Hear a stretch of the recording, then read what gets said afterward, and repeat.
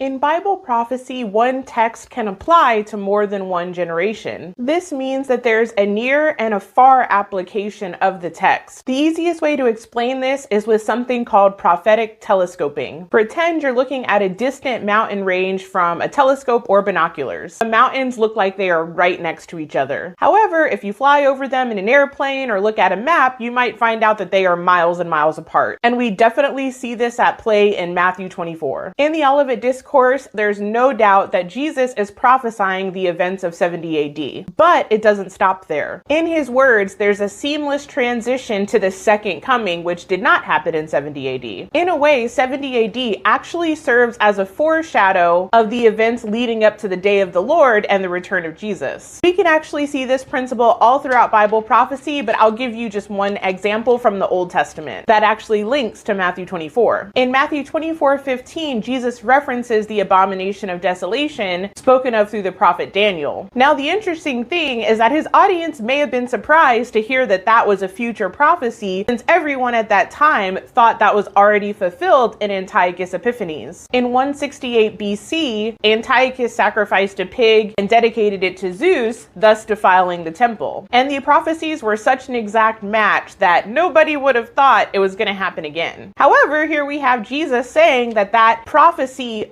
refers to a future event. So again, Antiochus was a foreshadow for the coming Antichrist figure that will desecrate the temple. We see the same principle at work all throughout the book of Revelation. Nero was definitely an Antichrist foreshadow, but he did not fulfill all of the details of the prophecies. Understanding this principle is super helpful because sometimes it appears like certain components of a prophecy have been fulfilled, but not the whole thing. So instead of having to jam details in that didn't happen, we just know that the details that haven't been fulfilled are for the future. And that in no way takes away from the relevance the text had to its contemporary audience. Hope that makes sense. God bless.